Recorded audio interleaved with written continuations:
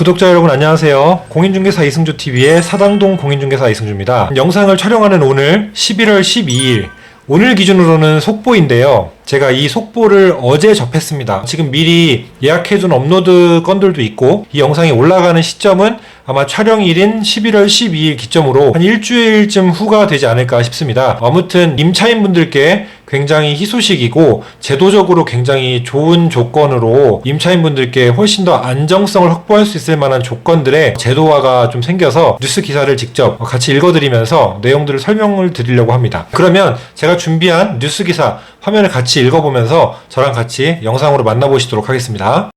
네, 여러분 영상 잘 보이시죠? 각 신문사마다 뭐 다 이렇게 뉴스들을 내보냈는데 제가 그냥 눈에 제일 빨리 보이고 제일 먼저 접했던 뉴스를 기준으로 두 가지 뉴스를 가지고 왔습니다. 두 개를 같이 참고하면서 설명을 드리겠습니다. 먼저 첫 번째로는 파이낸셜 뉴스고요. 두 번째 제가 어제 바로 접했던 건 이 서울경제입니다. 자, 어제 접했던 서울경제 기준으로 볼게요. 11월 11일 어제죠. 오후 2시 반에 나와서 원래 오전에 나왔는데 조금 수정이 돼가지고 오후 이쯤에 제가 본 것 같고요. 자, 일전에 우리 계약할 때도 많이 이야기했지만 이 채권이라는 권리관계는 등기부에 보이지 않기 때문에 특히 이제 국세 체납 같은 경우는 압류가 걸리기 전까지는 알 수 없어서 임대인에게 이제 뭐 국세 완납 혹은 지방세 완납 증명을 요청하는 경우들이 있는데 임대인은 대부분 거절한다라고 했죠. 그래서 제도화를 시킬 것 같다, 제도화를 시키겠다는 국토부 장관 및 국토교통부에서 이런 이야기들이 오갔다라고 말씀을 드렸었는데 금방 이런 대책이 나왔어요. 제목을 보면은 임대차 계약 전에 납세증명서 요구권을 신설한다라고 해서 이 요구를 할 수 있는 권한을 신설해준다는 겁니다. 이제 아예 계약서에 내용들을 명시해줄 수 있다는 거고 국세 체납 시에 보증금 못 받기도 한다. 맞죠? 사실상 근저당이나 이런 등기부에 보이는 내용 그리고 앞선 선순위로 들어와 있는 세입자들 그런 보증금 현황까지 정도는 볼 수가 있죠. 사실상 근저당 외에 선순위 세입자들의 보증금 합계를 요청할 때도 제대로 안 알려주시는 분이 태반이고 금액을 제대로 모르시는 분이 또 태반입니다. 압류 걸리기 전까지는 이 국세가 얼마가 밀렸는지 알 수 없었기 때문에 불안해 하시는 분들이 많았죠. 그리고 예전에 제가 올렸죠. 관리비 꼼수라고 해서 5%의 제한이 없는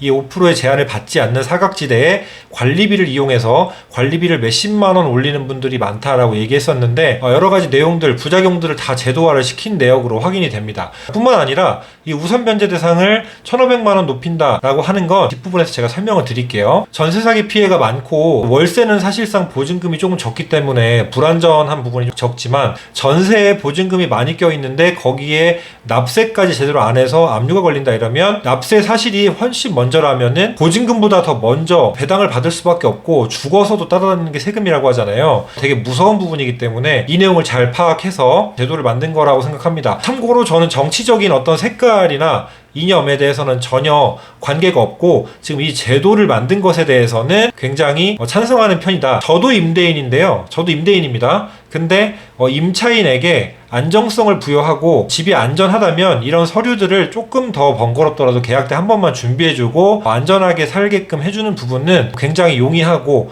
그 중개사 입장에서도 이렇게 해야 더 안정성을 확보할 수 있고 사고도 예방할 수 있다고 생각하기 때문에 이 제도에 대해서 굉장히 찬성하는 편입니다. 자, 내용을 보면 국세 완납 증명서라고 하는 건데 이제 지방세 완납 증명서도 마찬가지고 그래서 국세 납입 증명서가 그 얘기입니다. 이걸 확인할 수 있도록 법을 개정하고 여기 나와 있죠. 체납국세가 임대차 보증금보다 채권 순위가 높기 때문이에요. 자, 이건 영순위로 배당을 가져가기 때문인데 최근에 주택가격 하락으로 깡통전세나 전세사기 피해가 속출, 대책 마련에 나선 것이다. 뭐 이런 내용들이죠. 제가 일전부터 계속 강조했던 그런 내용들이고 9월 28일 날 전세 피해 지원센터가 개소됐대요. 가량 운영했는데 이거 오타네요. 기자가 이제 오타를 냈어요. 자, 상담 사례만 1,548건이었고 긴급한 상황도 많고 굉장히 피해가 많은 상태다라고 하면서 국세는 모든 채권 중에 우선이다. 네, 이거 제대로 파악하신 것 같아요. 체납 세금이 있으면 전세 사기를 당해도 보증금을 반환받지 못한다. 국세를 우선으로 가져가기 때문에 보증금 비율이 만약에 높다라고 하면은 본인이 갖고 있는 보증금에서 까일 수밖에 없는 겁니다. 세금을 우선적으로 주기 때문에. 자, 그래서 보증금 확인을 거부할 수 없도록 만드는 규정도 도입할 방침이고 자, 사실 떳떳하다면 이걸 거부할 이유가 잘 없는데 번거롭다는 이유 때문에 다들 그러하신다면 이 제도를 제도화 시켰다라는 말씀을 드리면서 안전하게 계약을 하면 피차 얼굴 붉힐 일도 불편한 깨재재한 기분이 느낄 일도 없겠죠. 그래서 굉장히 여러 가지로 찬성을 하고요. 아까 제가 우선 변제에 관한 금액 1,500만 원 올린다고 한 거 말씀드렸었는데 우선 변제라는 게 뭐냐면 최우선 변제 금액이랑 우선 변제랑 달라요. 우선 변제권은 전입신고랑 확정일자를 받음으로써 내가 다른 사람들에게 공공연하게 우선적으로 변제받을 수 있는 권한을 갖고 있다는 게 우선 변제고, 최우선 변제는 아까 앞선 그런 보호받을 수 있는 기준을 충족했다는 전제와 플러스로 주택 가액이 여기서 말하는 기존 서울 기준이면은 1억 5천 이하의 주택을 살고 계신다. 월세면 환산을 해야겠죠. 그런 분들은 소액 임차보증금이라고 해가지고 그분들은 최우선적으로 5천만 원까지 변제를 해주겠다라고 했었던 게 지금 개정된 최우선 변제 금액이었어요. 시세도 많이 올랐고 최우선 변제금을 좀 더 확보해줘야 되겠다라는 이유로 이렇게 1,500만 원을 각각 올린다라고 했다는 겁니다. 그래서 우선 변제를 받을 수 있는 금액 한도를 지역별로 2,000에서 5천만 원에서 2,500에서 5,500으로 500만 원씩 올린다라는 거고, 자, 그 다음에 이제 표준 임대차 계약서에 관리비 항목을 신설해서 계약 전 관리비를 사전에 정할 수 있도록 할 것이라고 해서 이제 관리비에 대한 항목도 추가할 수 있다. 기존의 관리비는 어떻게 썼죠, 여러분? 계약서에 그냥 특이하게 관리비 얼마, 관리비 내역 뭐뭐 이렇게만 썼었죠. 그렇기 때문에 보증금 월세를 기재하는 란이 이렇게 딱 정확히 명시되어 있지 않아서 이 5%를 피해 나갈 수 있었던 그런 이유이기도 합니다. 자, 그럼 이제 두 번째 기사 한번 볼게요. 두 번째, 이제 여기는 파이낸셜 뉴스입니다. 임대차 계약 전 집주인에게 압세 증명서 달라고 할 수 있다. 계약서의 관리비 항목 신설. 자, 이것도 이제 어제 나온 얘기인데요. 같은 얘기. 경매 시에 경매가 되면 사실 경매가 됐기 때문에 우선 변제를 받는 권한이 생기는 건데 1억 5천에서 1억 6,500 이거는 서울 기준입니다. 그리고 공동주택 50가구 이상의 관리비 서류를 의무화한다. 그러니까 공동주택의 경우고 50가구 이상이 돼야 관리비 서류를 의무화시키는 거고 관리비 항목을 신설하겠다라는 거고, 예비 임차인의 납세 증명서 요구권도 신설했다. 이거는 요구권인데 요구에 불응할 수도 있다는 얘기인가, 아직은 이건 계약서가 나와보질 않아서 모르겠습니다. 자, 사실 선순위 임차보증금에 대한 내역을 쓰는 것도 불응할 경우, 임대인이 불응할 경우에는 불응함, 협조하지 않음 이런 내용을 써라, 공란으로는 두지 말아라 라고 하는 게 지금 매뉴얼이거든요. 과연 이것도 그렇게 매뉴얼로 나올지는 아직 확실하지 않은데요. 임대차 계약, 압세 증명원 요구권, 해당 키워드를 몇 가지만 검색하셔도 뉴스 항목을 카테고리 클릭하시면 이렇게 쫙 나옵니다. 전세보증금을 보호할 방법, 그리고 이제 취약계층들을 보호할 수 있는 방법들을 통해서 대책을 마련했다라고 해서 되게 좋은 제도라고 생각을 하고요. 세금 체납으로 인해서 임차보증금을 반환받지 못하는 일이 없도록, 이게 제일 관건입니다. 이게 관건이고 임차인에게는 굉장히 좋은 제도가 신설이 된 겁니다. 납세 증명서 요구할 권리를 신설하고 국세가 최우선이다. 자, 이 얘기는 아까 말씀드린 거죠. 체납한 사실이 있는지 정확한 확인을 할 수 있는 권리. 자, 체납한 사실이 있었던 여부를 알 수 있는 방법은 현행상으로는 국세 완납 증명을 요청해서 받을 수 있는 방법, 아니면 현재 체납 중인 상태를 확인할 수 있는 방법은 없어요. 자, 이런 경우는 있습니다. 계속 못 내가지고 이제 압류를 건 거예요. 등기부등본에 이제 압류가 걸린 상황임을 확인할 수 있는 건 이미 압류가 진행되어 있기 때문에 그런 계약을 이미 하시면 안 되는 상황이고, 만약에 집을 들어가고 나서 그때까지는 등기부에 없었는데 들어가고 나서 압류가 걸릴 수도 있잖아요. 훨씬 먼저 날짜로. 그럴 수도 있기 때문에 그런 것들을 예방하고자 이런 제도를 신설화했다라고 보시면 될 것 같아요. 자, 그 다음에 관리비 투명성에 관한 이야기를 다시 한번 하고 있죠. 50개 이상 집합건물, 전유물 50개 이상, 이거는 이제 집합건물인데 호수가 50호 이상인, 그러니까 다가구 주택 형태 말고 다세대 형태로 관리인에게는 이제 관리비 항목을 포함한 장부를 작성하고 증빙 서류를 보관하도록 의무한다.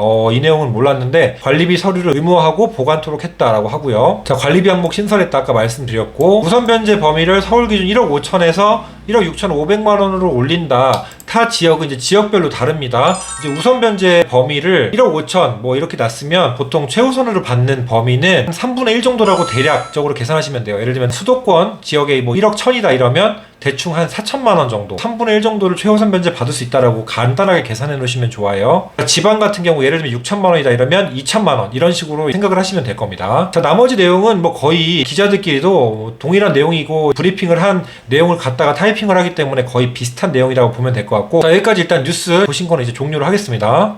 네, 여러분, 이 뉴스 기사를 지금 이 영상이 나가는 시점에 보신 분들도 많으실 거고 이 내용을 아시는 분들도 많으실 건데요. 일단 우선 변제, 최우선 변제에 대해서 간략하게 다시 설명을 드리면, 우선 변제는 우선 변제권이라는 권한을 여러분들이 이제 대항력이라는 권한, 그러니까 확정일자를 갖추시고 배당 종기까지 권한을 유지하시면 우선 변제라고 해서 이제 다른 후순위보다 그냥 우선한다, 우선적으로 변제를 받을 수 있다라고 생각하시는 권한이 우선 변제권이고, 최우선 변제는 아까 말씀드린 금액들이 있죠. 지역마다 특정하는 소액이라고 지칭하는 최우선적으로 좀 챙겨줘야 되는 부분들이 있다. 이런 분들은 이런 금액 기준에서 예를 들면 서울이면 1억 5천이었죠 기존에. 그러면 5천만 원까지는 최우선적으로 이분들은 챙겨줘야 된다라는 기준의 최우선 변제입니다. 그래서 다른 순위들보다도 우선해서 챙겨주는 소액의 금액, 그걸 최우선 변제라고 한다라고 일단 간단하게 생각해 놓으시면 될 것 같고요. 이 영상과 뉴스의 핵심은 이제 임차인들이 지금까지 국세 완납 증명에 대해서 저도 많은 상담을 했고요. 대부분 임대인이 동의를 안 해주셔서 불안해요. 어떻게 하죠? 라는 질문에서 저도 명확하게 이렇게 하면 받을 수 있습니다. 이렇게 할 수 있어요. 라고 받을 수 있는 그런 방법을 설명드릴 수가 없었어요. 왜냐면 제도화가 되어 있지 않았고 임대인이 불응하거나 임차인이 받으러 갈 때도 임대인의 동의가 있어야 되고 임대인이 협조를 해주지 않으면 받을 수가 없었단 말이에요. 등기부등본에 압류가 있는 사실을 알기 전까지는 세금이 체납 중인지 아닌지 알 수가 없잖아요. 물론 이전에 과거에 현재 소유주가 엄청나게 많은 압류건들이 걸렸고 계속 국세가 체납됐었고 이런 집이라면 차라리 그냥 애초에 이런 이력이 있는 주인이니까 계약하지 말자라고 해서 추천드리지 않는다 정도를 말씀드릴 수 있었겠지만 이런 경우는 저도 되게 난해했었는데 이렇게 제도화를 많이 만들어주고 관리비에 대한 규약도 만들어주고 관리비 항목에 대한 내용도 추가해준다고 하니까 여러 가지로 임차인분들께는 굉장히 좋은 요소로 다가올 수 있고 이 뉴스만 보면 무슨 말인지 모르실 것 같아서 영상으로 남기는 거니까요. 오늘 내용도 좀 도움 많이 받으셨으면 좋겠습니다. 오늘 설명 여기서 마치도록 하겠습니다. 다음 영상에서 또 만나도록 하겠습니다. 감사합니다.